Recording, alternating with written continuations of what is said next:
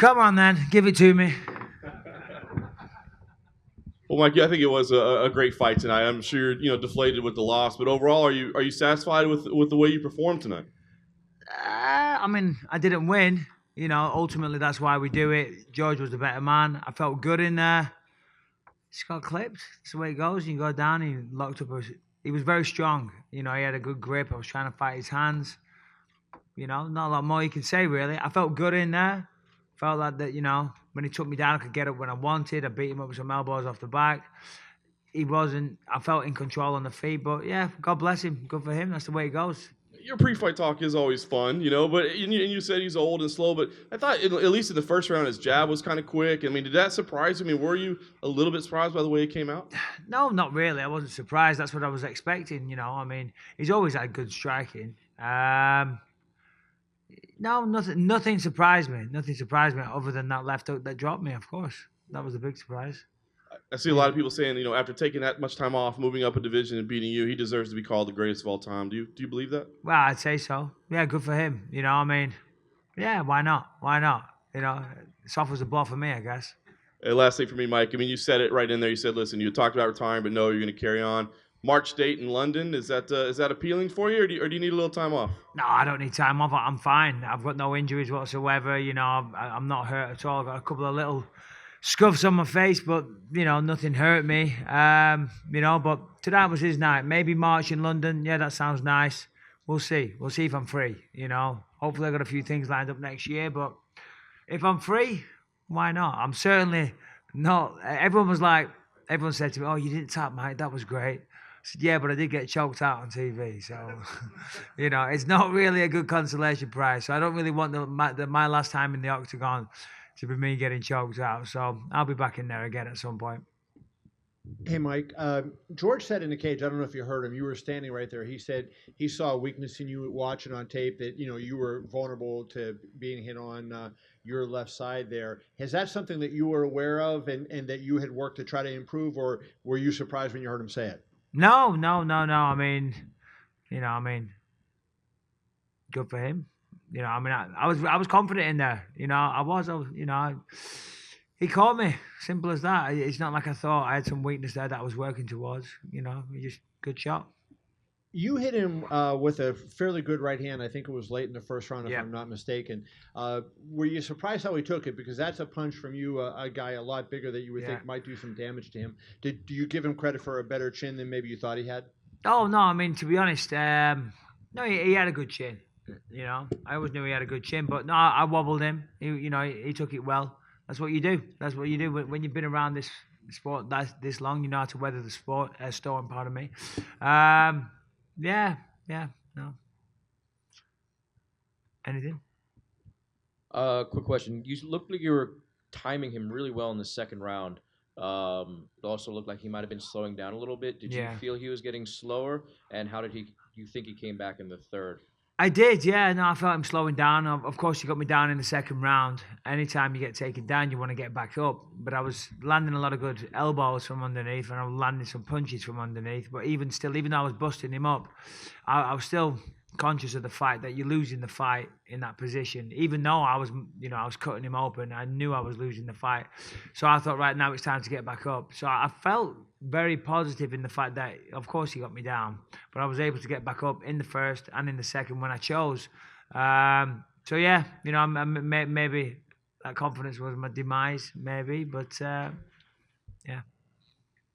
I did feel him slowing down a little bit, yeah. I could see it on his face, certainly when he started bleeding and things like that, yeah. Mike, this was obviously GSP's first middleweight fight. Did he feel like a middleweight in there to you? No, yeah. He looked like one as well. He looked huge. And I said going into this, I said he'd probably be the stronger man. He's one of those types of guys. He's a consummate professional. So no, he certainly felt like a middleweight when he had his arms wrapped around my neck. Who would you like in GSP Whitaker? What do you mean? To win? Yeah. Oh, I don't know. Ooh. Of course, I'm going to say GSP, but probably not. Probably Whitaker. I'd beat GSP in a rematch, but God bless him. It's his night tonight. Good for him. I'm not taking anything away. He did well. He did great. I might go over here.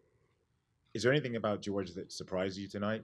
No, other than that left hook, no, you know, I mean, to be honest, the fight went as I expected. I felt like I was reading him. You know, I'm not trying to take away from him. He did fantastic. He was a better man than me tonight. He got the job done. But yeah, you know, he wasn't really hurting me with any shots. You know, so maybe you know, maybe that's why I got a bit overconfident. I know he was going to wrestle me. He didn't feel that strong. I mean, as I said, other than when he had his, you know, rear naked choke sunk in. But he didn't feel that strong. As I say, I was able to get back up pretty easily. Even in the small grappling exchanges that we had, I felt like I was, you know, overpowering him. But nothing, no. I mean, of course I got caught, so it sounds stupid to say that. But it was the fight that I expected. Okay, and you touched on it there. You said that you might like to headline the London show. Is there anyone in the division that you might want to fight I next? don't know There's a host of people wanting. Yeah, to fight you. I don't know about headline. I don't know if you saw it. I just got choked out. So we'll see. But listen, I love doing what I do. You know, I'm from a small town in the northwest of England. I never thought I'd be here headlining Madison Square Garden. And I'll be damned if the last time I do it is getting choked out on TV. So, you know, it wasn't my night, but that's the way with professional sports. You know, one man or one team win and one man or one team lose, you know.